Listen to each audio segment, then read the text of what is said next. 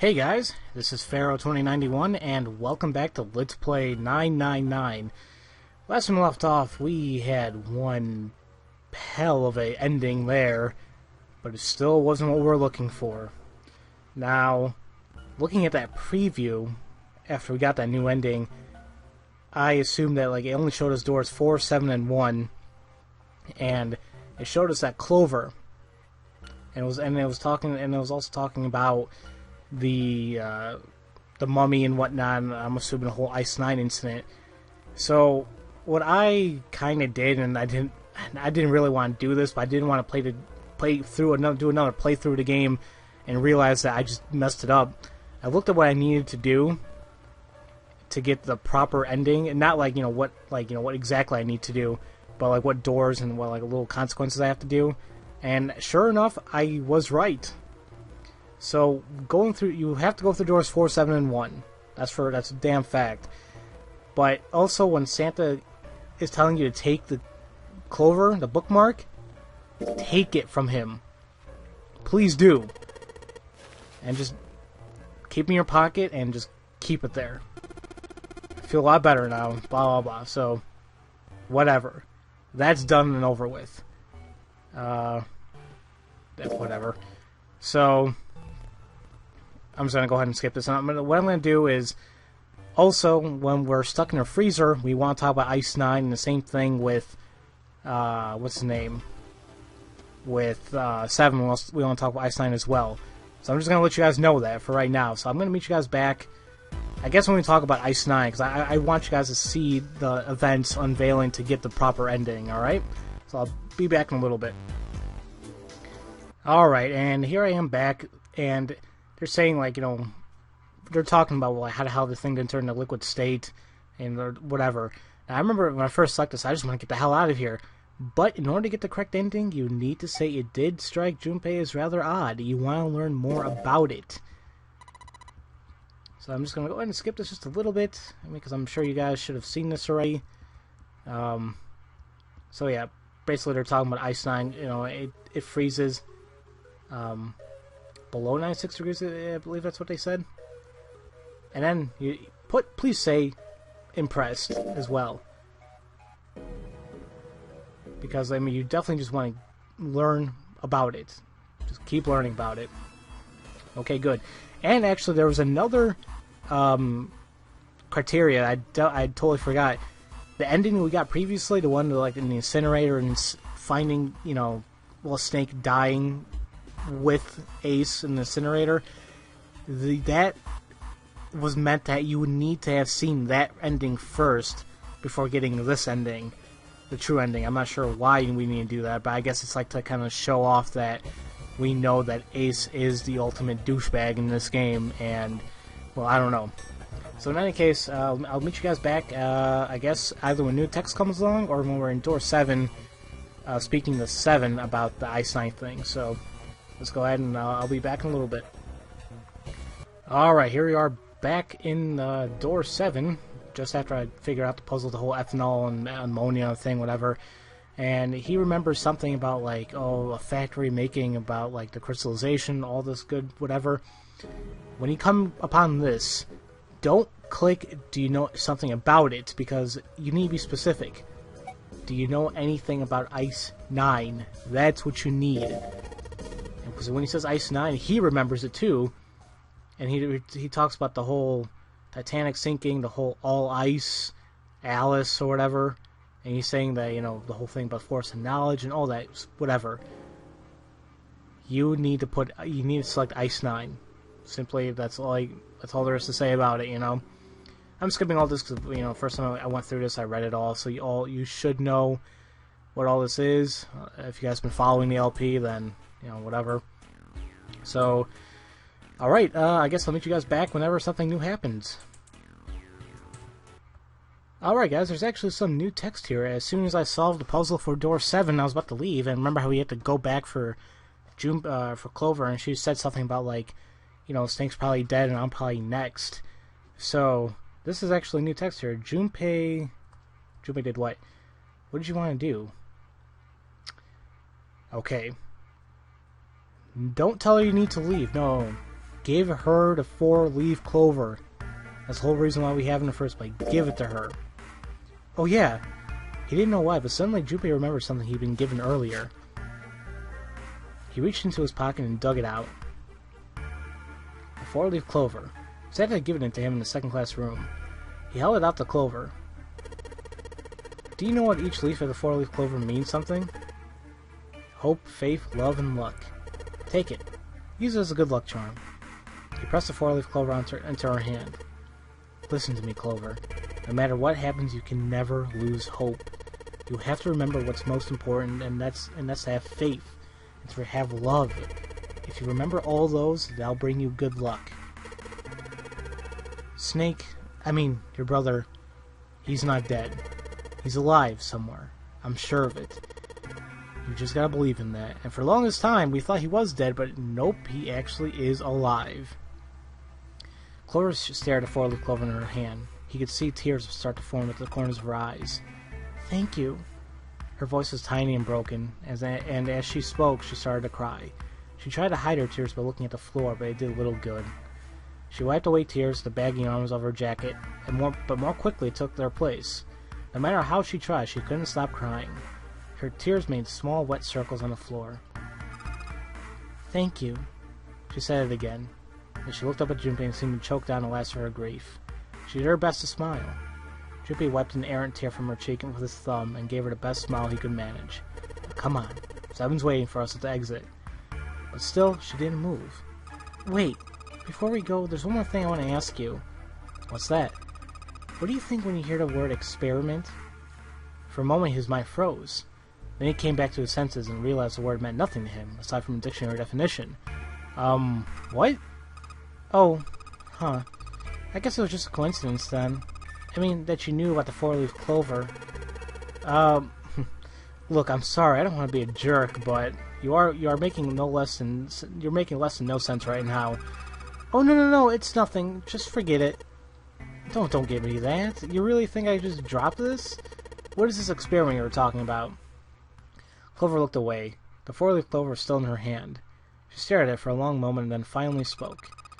You promise you won't tell anyone? Cross my heart. Really? Really? I can trust you, right? Of course you can. Clover slipped the 4-leaf clover into her hip pocket. Her eyes still red with crying, and she looked up at Junpei. Okay then, I'll tell you. I'll tell you what happened on the ship 9 years ago. Wait. On this ship? Yeah, this ship. He was entirely lost. I'm entirely lost now, too. What the hell's going on here? He had 1,000 questions, but it was probably best, he thought, to save them until Clover had finished. It was an experiment to test some sort of psychic thing. Something about communicating through these fields that you can't see. Fields that you can't see? He's heard something like this before. Clover nodded. Like, think about this. She pointed at the operating table. On top of it was a somewhat mismatched medical mannequin whose parts had been swapped with another mannequin. This is John, right? But is he really John? All Junpei could think was she had finally completely lost it. Oh, no, she does that in a couple playthroughs back where she killed me with a hatchet. Isn't this like Locke's socks? Or the ship of the Theseus? Theseus, whatever. Junpei grew even more confused. He never even heard of either of those things, although they sounded smart. You don't know? You haven't heard of those paradoxes? Junpei shook his head. Clover laughed. Okay, well, pay attention then. This is how lock socks work. Let's say I got a pair of socks. They're my favorite socks. One of them gets a hole in it. What would you do if it was your sock, Junpei? What would you do if it's your favorite? I guess I can try patching it up. I guess I patch it up. Get some cloth and close up the hole. But what if another hole opens? Another patch, I suppose. What if another hole opened after that? Another patch, I guess? Well, let's say you just keep adding new patches. Until eventually the original cloth of the sock is totally gone. Once you get to that point, can you really say that's the same socks you started with? That's tough. Junpei crossed his arms. So, that's the lock socks thing? Yeah, the ship of that, whatever, is like that. Is like it a lot too. The ship, if you keep fixing the damaged parts of a ship, eventually ends up with none of the parts it started with. Can you really say that a ship is a ship of whatever that you started with? And what if you took all the old parts from the first ship and build another one somewhere else? Then what ship is the real ship of Thesis? Or whatever. The one you repaired, or the one you built with all the original parts? It was an interesting question. Clover could see Junpei was intrigued. Hey, do you think it's the same? What's the same? These guys. Is this John? Or is it Lucy now? Junpei looked at the operating table again. A mannequin full of body parts from a different body. Clover had been right. It was just like Lock, Socks, or the ship of Thesis, or that's whatever. The part of the body that holds a person's identities is the head. Of course, for many hundreds of years, conventional wisdom has held that the man's identity resided in his heart, or any of the number of internal organs. John's head and heart were both his, but apart from that, a single arm, the rest of his body had been Lucy's. Was that mannequin really John? We're just like these mannequins. She looked at Junpei again. Think about it. The cells in our body change every day. The old ones die, new ones are born. Maybe one part of my arm is made of stuff from a fish I ate once. Or maybe part of your right side is made from a cow you ate. If you take it a little further, those cows and fishes are made from something else too, right? That's how we're all connected. Through fields that we can't be seen with the naked eye. The silence was broken by Seven. Hey! What the hell are you taking you two so long? Seven's head appeared in the doorway. He was not happy. Of course not. How long are you gonna make me wait? We don't have time to screw around. Junpei and Clover looked at each other. Clover looked at Junpei as if to say there was more she wanted to tell him. She shook her head. Whatever she had to tell him, she didn't want to tell him in front of Seven. Seven seemed to catch on. Oh, what were you two doing? Was this some sort of secret meeting? No, it wasn't. You were just playing with the mannequins. Huh? Let's go, Junpei. Moving a little bit too fast to be entirely innocent, Clover headed toward the exit. Seven stared after her, then turned to Junpei with an amused expression. Playing with mannequins, huh? Didn't know you were into that kind of thing, Junpei. You're a dick. Junpei dashed past him and traced Clover's path out the door. With a short laugh, Seven followed. They stood looking at the door. Junpei took out the Jupiter key. And I'm skipping through again. So, yeah, basically give her the 4-leaf clover. And, I guess I'll meet you guys back whenever something new happens. I'll be right back. Alright guys, I'm back. Just started going through door 1. And apparently this is another decision that you have to do. And obviously I've had to even do this one because I haven't been back to door 1 ever since, Clover went insane and killed me. So, you know how Ace comes back in there and says, oh, I'm just checking on two of you. Is there a problem? Well, I don't like this bastard anymore. I kind of hate looking at him. So I didn't want to be mean, but I was like, yeah, well, not a problem. But no, I'm going to say, yeah, there is. Yeah, there is. Ace's eyebrows went up. You checked on us, now get out of here. We split this stuff up for a reason, alright? It was a lie. There's no reason to split up the work. Junpei wanted to talk to Clover privately. That's why he sent Ace to the wheelhouse. There was something he meant to ask Clover, but he didn't want anyone else to hear him ask it. He also knew that Clover would likely remain silent if there was anyone else around when he asked. That was why he was so desperate to send Ace back to the wheelhouse. Ace opened his mouth and took another look at Junpei and shut it again. A small smirk appeared on his face. I hate that bastard. Oh, I see. Of course. He looked Junpei over. Okay, there you go. Junpei let out a sigh and brushed a few drops of sweat from his forehead. He turned and found himself looking straight into Clover's eyes. She heard what Ace had said. She regarded Junpei with caution. What was that about? She was clearly suspicious, but with good reason. Junpei's eyes widened, and he held up his hand with a gesture of innocence. Oh, no, it's not like that. What's it like, then? I just wanted to hear the rest of that story. I didn't get a chance to ask you about it until now. What story? About the experiment. Remember? The one that you started telling me in the operating room? You said something about an experiment that happened here 9 years ago. Clover bit her lip. She stared down at the floor for several long moments, and when she spoke, it It was barely audible. I'm sorry, but I don't want to talk about that right now. I'm just not in the mood, okay? You understand, right? I keep thinking about my brother. I can't stop. I mean, who would do something like that to my brother? I can't forgive them. I'm not going to let them get away with it. They're going to pay for it. I promise. Please don't go crazy on me, please. So... Her shoulders were shaking. Drops of blood had sprung from her lips when she was biting them. She wiped it off and looked at Junpei, her eyes fierce and angry. Junpei, who do you think did it? I know who did it. Actually, it wasn't really Snake. I gotta remember that, but I know who killed the guy in the bathroom. It was still Ace. Her voice was cold and scarcely above a whisper. Junpei gulped. Well, if what a 7-7 was right, then there would at least be 2 of them. You need at least 3 people to open numbered doors, and if you subtract Snake, that means that there were at least 2 other people. You're right. So what does that mean? Well, if we just look at the bracelet numbers, we should be able to figure it out. Who could have opened doors 3 with Snake? Well, really, who? You mean it could have been 4 people? Well, technically it's possible. I don't know. That doesn't seem very likely. Why? I'll tell you later. Why don't we just assume it was only 2 other people for now? Okay, got it. Let's do that then. Now who do you think could it be? Junpei crossed his arms in thought. Snake's bracelet number was 2. Which 2 bracelets added to 2 would give a reduced root of 3? Well... Oh, damn it. I gotta do all this.